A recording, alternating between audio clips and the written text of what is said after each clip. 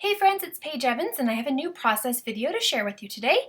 This is featuring the butterfly cut file, which you can find for free in my Happy Scrappy Place Facebook page, and the Stay Colorful collection by Dear Lizzy. So I cut the butterfly from smooth white cardstock and I left it on the silhouette mat, and I am painting over a layer of gesso, and this gives it a nice base for doing mixed media. I knew I wanted to add some watercolors, so I got a nice coat of gesso on there and I let it dry, or I sped up the process with a hair dryer because I'm impatient and wanted to keep going.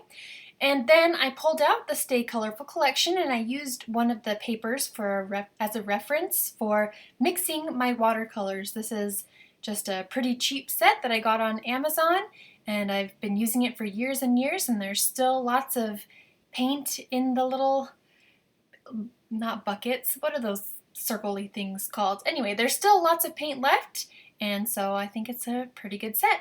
And so I am mixing watercolors and painting over the die-cut butterfly.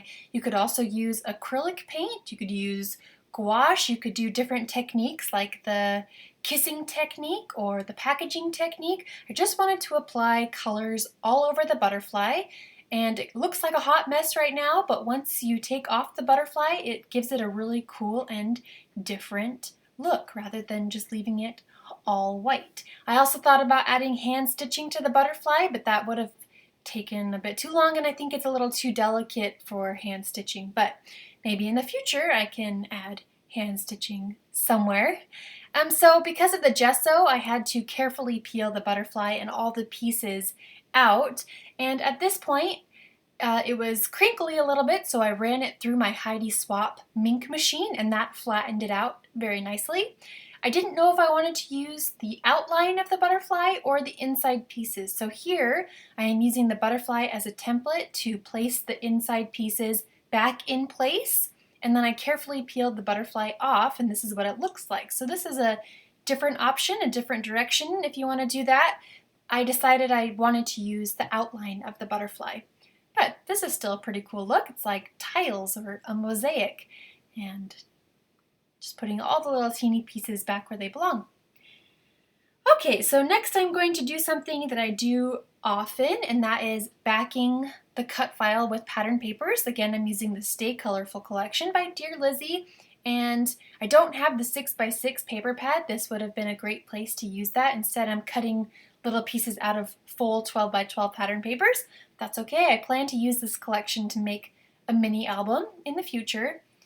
And so I am actually drawing on the front side of the pattern paper because I'm being so specific about where I want which pattern or which little piece I want to show through. So I trace it with a pencil, cut it out a little bit larger than the pencil marks, and then erase the pencil marks. I also wasn't sure if I wanted to even back this cut file, so I used regular tape instead of liquid glue to apply the pieces on the back. I decided not to back the entire butterfly. I liked having some of the open spaces. And when I flipped it over, I just got to a point where it looked complete, and so I am going to keep going. So I'm using dimensional adhesive to add the butterfly onto a piece of smooth white cardstock, and then I'm going to carefully, but not extremely carefully, cut around the butterfly. I could have just die cut another butterfly, but I didn't save my file, and I did enlarge the butterfly a bit in the Silhouette Studio. So this was another way to make it work, just cutting it out by hand, quick and easy. It works. And then I used this white paint pen by Sharpie to outline all of the pattern paper pieces on the inside, and I think that this helps define them more. It gives them more of an edge so they stand out, especially since I watercolored over the butterfly. And usually by having the die cut white, it gives a nice border between the pattern papers, so this just helps it out a little bit more. I'm going to use this lavender cardstock and a picture of my daughter Jane on the Dumbo ride at Disneyland, and then I'm going to come in with the Crafters Workshop butterfly stencil, and let me look. This is Vicky Bouton modeling paste, and I'm going to spread it over the template using a palette knife. Some of the butterflies have pretty detailed and intricate lines, so just take your time as you're going over the stencil with the palette knife. Make sure to get it in all the grooves. It's kind of messy, but that's okay. As soon as I was done, I just ran to the sink and rinsed everything off, and it was good as new. Set it aside to dry while I ate my lunch. Thought that was good timing, or you could speed it up with a hairdryer.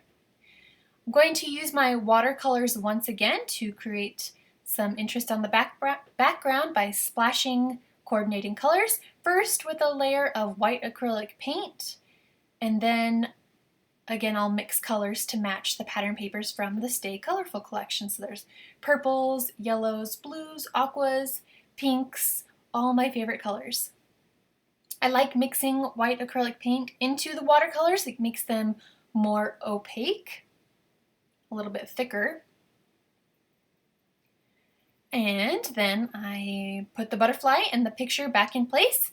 Time to embellish. So these are stickers from the Stay Colorful collection. I like that trio of banner stickers, so I'll put them up there on the top right.